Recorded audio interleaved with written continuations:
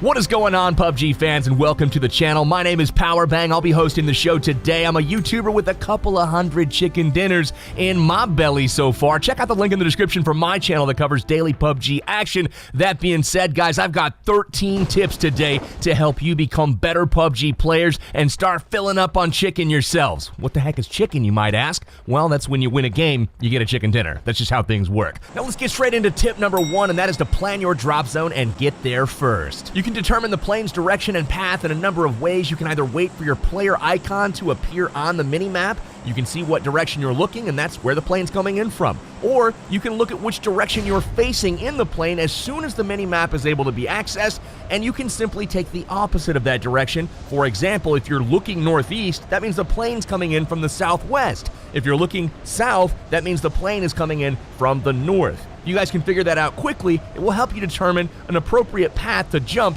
much more quickly. You're going to want to jump to the high-density loot locations to try to get geared up as soon as possible. You can find those by looking for the big city names all over the map, and as you get more familiar with the map and your surroundings, you're going to come up with some favorites that you're going to want to jump to more often than not if the plane's path allows it. Once you've chosen a destination, mark the map by clicking the mini-map. Once you've done so, a marker will appear, and that marker will then show an icon on your compass at the top of the screen, and that's the direction you want to focus your player as you're jumping. Try to take care of your positioning and maneuvering while you're still skydiving and not after the parachute is popped. Once the parachute has deployed, you want to fly directly down to your destination, whether it's a rooftop or a building. While you're on your way there in the parachute, that is a good time to look around with the eyeball tool to make sure that you don't have enemies that are landing near you, next to you, or even on top of you. You've got to figure out if you're going to land first or if they're going to land before you, and that's going to shape how you play the game from that point forward. That leads us into tip number 2. You need to gear up quickly, and you want to make sure that you pick up the very first gun that you come across. Whether it's a pistol, shotgun, or other subpar gun,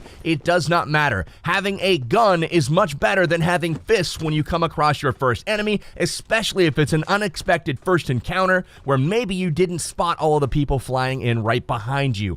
Once you guys find better weapons, obviously ditch the pistol or ditch the shotgun that you picked up, pick up the assault rifle instead, but make sure that you're looting up quickly, being super efficient with what you take, and pick up that first gun. Super important. Tip number 3 is along the same looting lines. You want to make sure that you're taking only what you need. Be super efficient.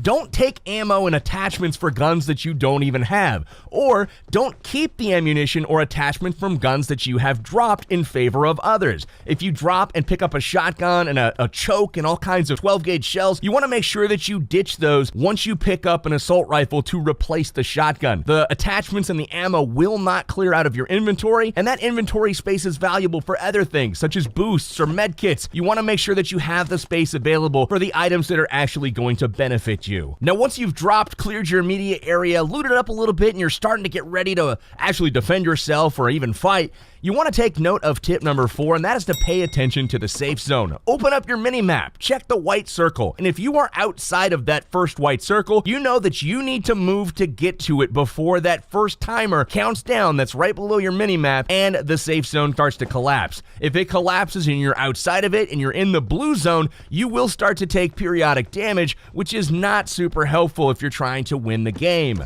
Make sure that you're moving inside the safe zone at all times. There's a couple different more advanced strategies for playing the safe zone. We will cover those in future episodes as well. Tip number 5 is to always move while you're out in the open. If you're in line of sight of anywhere where you could potentially be shot, make sure that you're a moving target and not a sitting duck. For players like myself that like to snipe from long range, I'm always looking for that player that stands still while looting a supply crate or looting an enemy, or maybe just looking off in the direction through his scope as well. If he stands still for a moment, that head is getting in my crosshairs and I'm gonna blow it up. So make sure you're staying very active and moving while you're looting and while you're running around. Jump here and there. You want to make sure that you are not an easy target. That being said, if you are in cover or if you've decided to go prone and lay in the grass, you want to be as still as possible while you're in cover. If you're in a building, staying still will keep you from making noise that may alert enemies to your presence, and in the grass, obviously, those visual cues are super apparent when you're scoping in on a hillside and all of a sudden you see something move.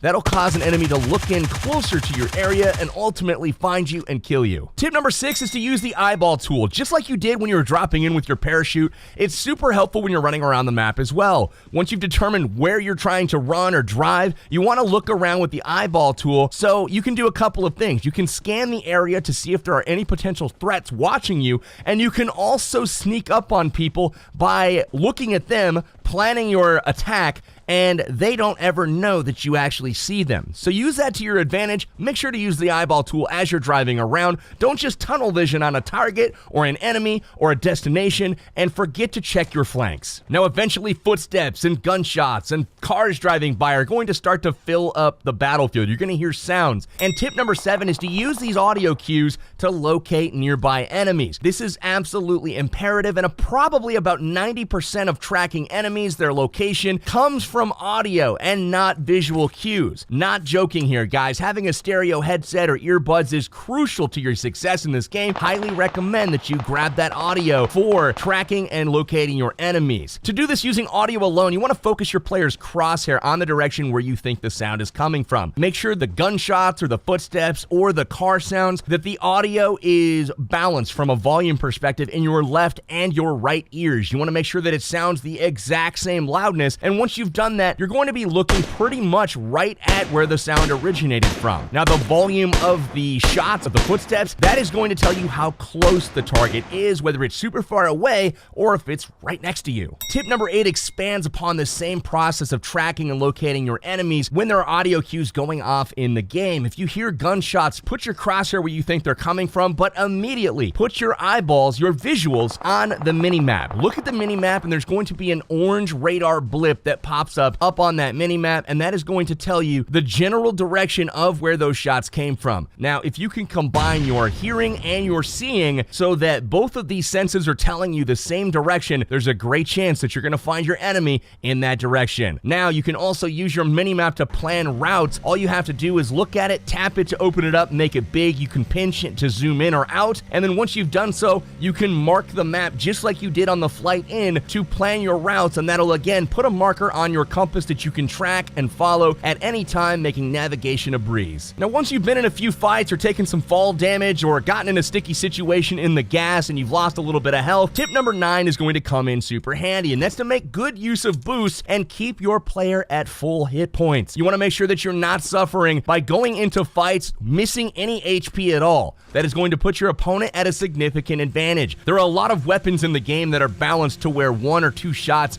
may do 97 or 98 damage on a player. If you're missing 3 hit points and you get headshot for 98 damage, you're going to feel pretty sad when you know you could have continued the fight, found cover, healed up if you would have just gone into the fight at full hit points. Your energy drinks and your painkillers are the most common boosts to be found. Now, your energy drinks work in about 2 minutes, where the painkillers last about 3 minutes. Energy drinks will heal about 23% of your HP over time, so every few seconds your health bar will tick up just a little bit. Painkillers will actually heal even more, almost 40% of your total hit point bar, and that will happen over 3 minutes. If you are lucky enough to find an adrenaline syringes will fill up your boost bar to 100%, and that will heal over 80% of your health bar over 5 minutes. Adrenaline syringes can only be found in supply drop crates, so it's more often than not you're going to be using the energy drinks and the painkillers. Make sure you loot these items as often as you can. They're uncommon, not rare, but you always want to have a plentiful supply of boosts on your persons at all times. Tip number 10 is to use the supply drop crates to your advantage. You can do this by looting them for some of the best weapons, armor, scopes in the game, or you can use them as bait. If you're able to get to a crate first, loot it, and get a little bit away from it, you can continue to watch the crate as other players in cars and vehicles and even on foot will surely approach it to see what was in the crate, and you can shoot them dead pretty easily. Or if you come up onto a crate late and it's been down for a while, you know that there's probably people in the area. You can come up on full alert and make sure that you're able to pick these guys off as they're trying to escape that danger zone of around the crate. Tip number 11 is to make use of the prone stance on your own terms. rounds. This means that prone is a very valuable way to hide your person and make yourself less visible. This is essentially laying down in the grass, snaking around, hiding, and attacking by surprise. That is something that is very, very effective, but it is not effective if you're not doing it on your own terms. What do I mean by that? Go prone when nobody has seen you approach an area. Don't go prone if you're being shot at. If you decide to lay down after you've already been acquired by somebody that is putting their scope on you, you are dead. They know exactly where you laid down because they're looking right at you. If you are being shot at, instead of going prone, run to the nearest cover, zigzag, jump around, make yourself a difficult target to hit, but going prone while somebody's shooting at you is essentially waving the white flag and surrendering. Unfortunately, in PUBG Mobile, there are no prisoners of war. You're just gonna die. In this game, I was able to obtain a ghillie suit and get to an area undetected, so once I went prone, I was able to sneak attack my enemies without them ever knowing where I was. Tip number 12 is to fight from cover to decrease your exposure to your enemies. People are going to be looking to take you down constantly, and if you're able to fight from behind a tree or inside of a house, yes, you might get shot, you may take some damage, but you can go behind that cover during the fight and heal up. You can even get all the way back to full health before you re-engage. That makes you a very difficult target to take down. On the contrary, if you're standing in the middle of the open, you're stuck either running around as a free target essentially or going prone, and as we said in the last tip, you're just gonna get shot and killed. Fight from cover, use houses, use trees, use rocks, use embankments on terrain, use all of these things to your advantage. Don't fight from the open. Tip number 13 and our last tip for today's video is to engage in battle on your terms when victory is likely, if not assured. You want to make sure that when you're fighting your opponents that you have their head or their chest in your sights and you've got a real good feeling about picking up a kill. You don't want to give away your position by firing before you're ready to get that kill, letting them know where you are, allowing them the ability to reposition, to get cover themselves, to heal up so they can re-engage you. Make sure that you fire when you see them and don't be pressured into entering a fight, especially if you think the enemy's fishing for your location and they don't exactly know where you are. So as you're going to see at the end of this game, my opponent, I know exactly where he is because I saw him earlier and he thinks he knows where I am based off of sound, but unfortunately I'm wearing a ghillie suit. He is wrong, he never sees me, and I'm not baited into the fight. When he finally shows himself from around the tree, I'm ready for him. Pop him right in the chest, get him in the head, and boom, winner, winner, chicken dinner. That is how it's done, ladies and gentlemen. We'll add that notch onto our belt, another chicken dinner. We're full around here, baby. If you guys are liking the tips, if you're liking the trips, make sure you subscribe to the PUBG Mobile channel. We're gonna be putting out a ton of amazing videos over the next several months that are gonna help you guys become a better player and have some more fun playing PUBG Mobile. For now, I'm your host, PowerBang. I'm signing out, and I'll be with you guys next time.